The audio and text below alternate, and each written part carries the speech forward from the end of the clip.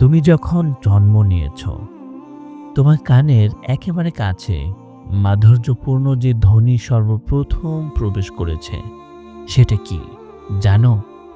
আজান। যে আজান প্রতিদিন ৫ বার বিশ্বের আনাচে কানাচে এক প্রান্ত থেকে অপর প্রান্তে ঘোষণা করে দিয়ে যায়, আল্লাহ সবচেয়ে বড়।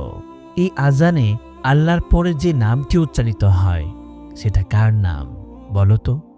আমাদের নবীর, মুহাম্মদ সাল্লাল্লাহু আলাইহি ওয়াসাল্লাম এর।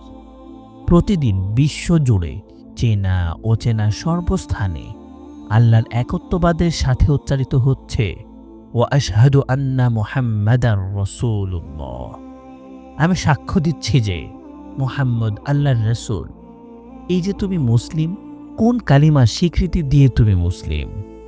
লা ইলাহা ইল্লাল্লাহু মুহাম্মাদুর রাসূলুল্লাহ। আল্লাহ ছাড়া কোনো ইলাহ নেই, মুহাম্মদ আল্লাহর রাসূল। শুধু দুটো নাম, সর্বাগ্রে আল্লাহ তাওহীদ, এরপরই মুহাম্মদ সাল্লাল্লাহু আলাইহি ওয়াসাল্লামের নবুয়ত।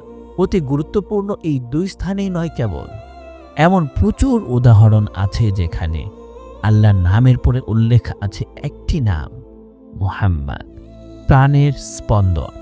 শুধু কি তাই, আল্লাহর সাথে আনুগত্যের জন্য কার নাম আছে? মুহাম্মাদের। আল্লাহর ভালোবাসা পেতে কাকে ভালোবাসা জরুরি? মুহাম্মাদকে। কবরে মান রব্বুকার সাথে আর কার সম্পর্কে জিজ্ঞেস করা হবে? মুহাম্মদ সম্পর্কে। খুতবা, মৃতকে কবরস্থ করা সহ বহু ক্ষেত্রে আল্লাহ নামের পরে উচ্চারিত হয় আমাদের নবীর নাম। উচ্চারণ না করলে সে আমলটাই শুদ্ধ হয় না। এর চেয়ে অধিক সম্মানের আর কি হতে পারে একজন মানুষের জন্য? এজন্য আমাদের নবী অধিষ্ঠিত সুউচ্চ মর্যাদায়।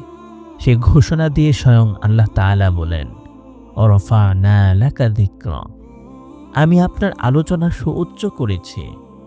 এই আয়াতের ব্যাখ্যায় আবু সাঈদ খুদরী রাদিয়াল্লাহু আনহু কর্তৃক বর্ণিত নিম্নোক্ত হাদিসটি উল্লেখ করা যেতে পারে। রাসূলুল্লাহ সাল্লাল্লাহু আলাইহি ওয়াসাল্লাম বলেছেন, জিবরাইল এসে আমাকে বললেন, আমার ও আপনার রব আপনাকে প্রশ্ন করেছেন, বলুন তো আমি আপনার নামকে সুউচ্চ করলাম কিভাবে? আল্লাহ রাসূল বললেন, আল্লাহ অধিক অবগত। সুবহানাল্লাহ। প্রসিদ্ধ মুফাসসির কাতাদা রাহিমাহুল্লাহ বলেন, আল্লাহ তাআলা দুনিয়া ও আখিরাতে নবী করিম সাল্লাল্লাহু আলাইহি ওয়াসাল্লামের নামকে সুউচ্চ করেছেন। কোনো খতিব, শাহাদাত পাঠকারী, সালাত আদায়কারী নেই যে এই কথা স্বীকারোক্তি দেয় না। এবং আমি সাক্ষ্য দিচ্ছি যে মুহাম্মদ আল্লাহর রাসূল।